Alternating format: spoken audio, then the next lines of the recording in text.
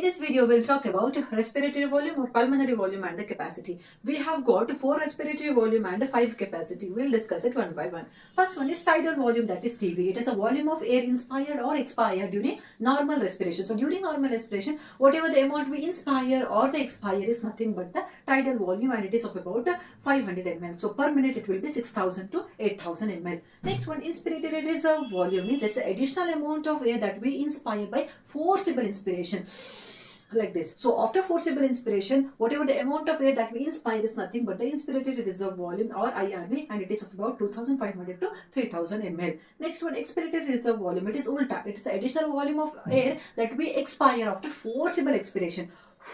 Like this. So by forcible expiration, whatever the amount of air we expire is nothing but the expiratory reserve volume, and it is of about 1000 to 1100 ml. Next one, residual volume. Residue means what remains. So volume of air that remains in the lung after forcible expiration. So even after forcible expiration, that is whatever the amount of air that remains in the lung is nothing but the residual volume, and it is of about 1100 to 1200 ml. That is about the respiratory volume. Now we'll talk about the capacity. First one is inspiratory capacity. Inspiratory means inhalation. So total volume of air a person can inspire after normal expiration. So after normal expiration, how much amount of air a person can inspire, either by normal respiration or by forcible inspiration. So that is nothing but the inspiratory capacity, which includes TV and IRV. TV by normal inspiration and IRV by forcible inspiration. Next one, expiratory capacity, that is total volume of air a person can expire after normal inspiration. So after normal inspiration,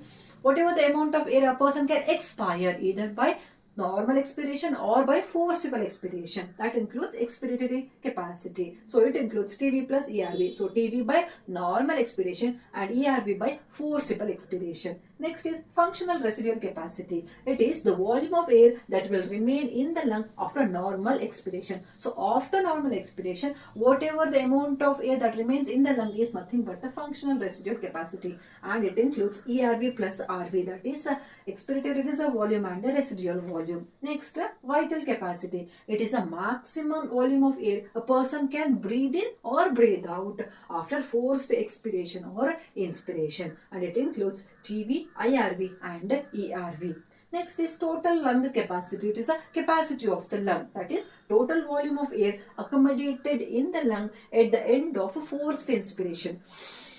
So after forced inspiration, whatever the volume of air that remains or present in the lung is nothing but the total lung capacity, and it includes addition of all the volume, that is RV, ERV, TV and IRV. So that is about the respiratory volume and capacity.